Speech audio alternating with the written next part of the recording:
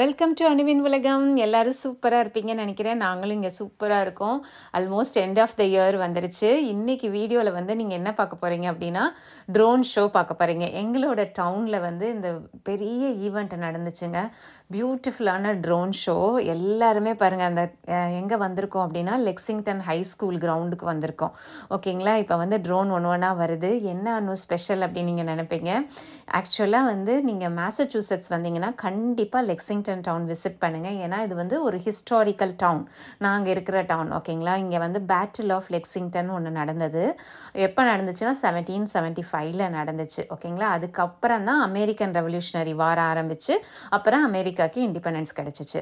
So இதை வந்து celebrate பண்ணுறதுக்காண்டி தான் இன்றைக்கி நாங்கள் வந்து ட்ரோன் ஷோ பண்ணுறாங்க.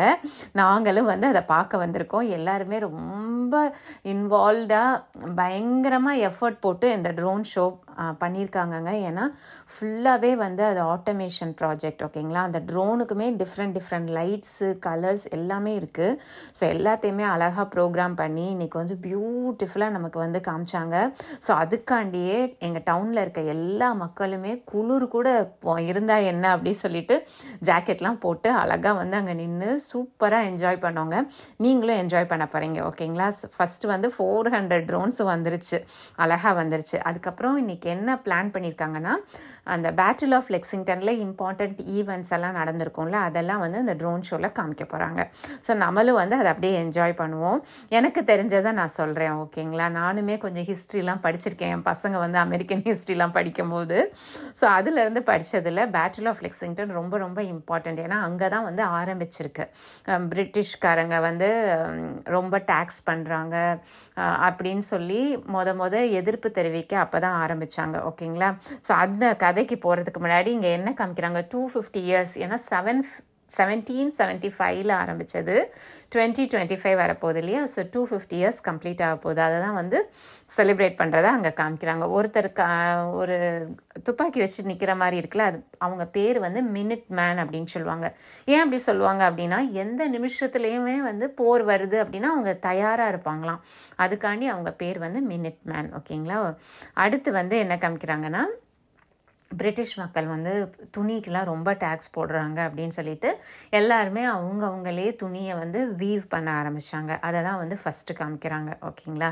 அது வந்து எவ்வளோ அழகாக காமிக்கிறாங்க பார்த்தீங்களா? அந்த ட்ரோன் வந்து அழகாக ஒரு லேடி வந்து வீவ் பண்ணுற மாதிரி இருந்துச்சு. அடுத்து எங்கே போகுது அப்படின்னா, டீ பார்ட்டி. ஆக்சுவலாக டீக்குமே வந்து ரொம்ப டேக்ஸ் இருக்குது அப்படின்னு சொல்லிட்டு இங்கே லெக்சிங்டன் க்ரீன் ஒரு இடம் இருக்குங்க.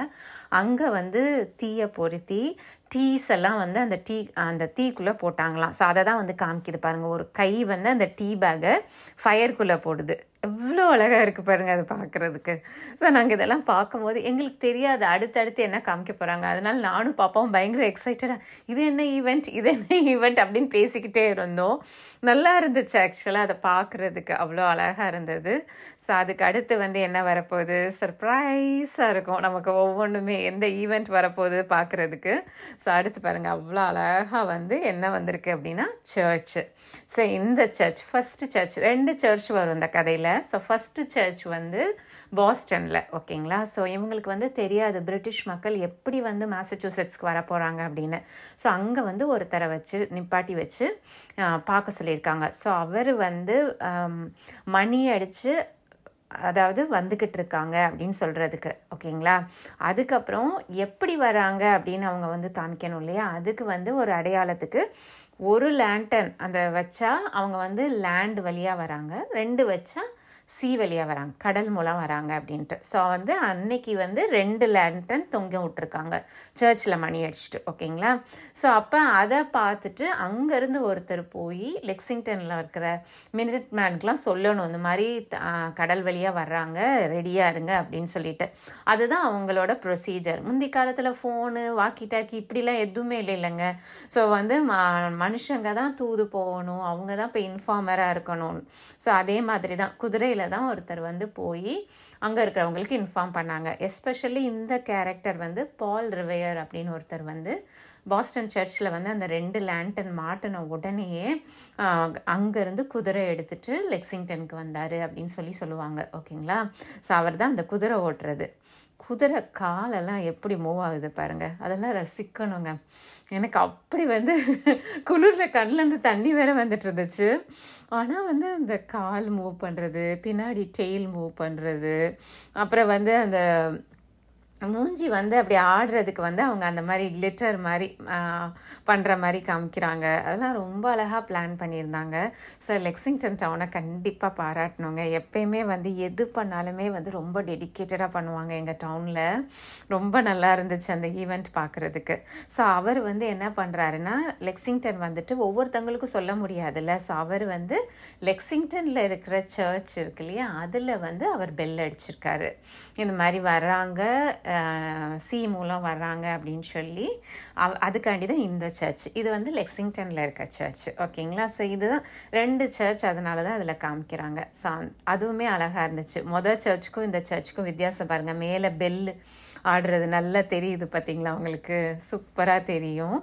ஸோ இதுக்கடுத்து என்ன நடக்கும் அப்படின்னா, இங்கே இருக்கிற மக்கள், அதாவது லெக்சிங்டனில் இருக்க மக்களும் பிரிட்டிஷ் படையும் போர் நடந்துச்சு, ஓகேங்களா. ஒரு கன் ஷாட் நடந்தது, நிறைய பேருக்கு ஊண்டாயிடுச்சு அப்படிலாம் சொல்லுவாங்க. இங்கே லெக்சிங்டன் மினிட்மேன் தான் வந்து ரொம்ப அஃபெக்ட் ஆகிருக்காங்க. பிரிட்டிஷ் வந்து ஜெயிச்சுட்டு ஃபார்வர்ட் போயிட்டே இருந்தது. லெக்சிங்டனுக்கு அப்புறம் கன்கார்ட்னு ஒரு டவுன் இருக்குது, அது வரைக்கும் போனாங்க அப்படின்னு சொல்லுவாங்க. ஸோ பிரிட்டிஷ்காரங்கெல்லாம் என்ன மாதிரி ட்ரெஸ் பண்ணியிருந்தாங்கன்னா, ரெட்டு கலர் ட்ரெஸ் போட்டிருந்தாங்களாம். அதனால தான் அந்த இது வருது, ரெட்டாக வர்றாங்க வர்றது உங்களுக்கு தெரியும். மஞ்சளாக இருக்கிறது வந்து மினிட்மேன் சோல்ஜர்ஸ், அதுக்கு தான் அந்த அடையாளத்துக்கு அவங்க காமிக்கிறாங்க.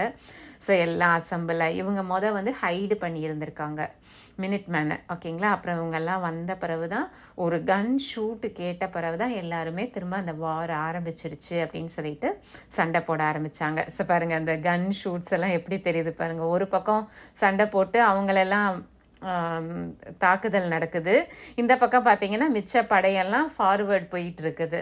ஏன்னா எங்கள் டவுனுக்கு அப்புறம் கன்கார்டுன்னு ஒரு டவுன் வரும், ஓகேங்களா. அங்கே வரைக்கும் போனாங்க அப்படின்னு சொல்லி காமிப்பாங்க.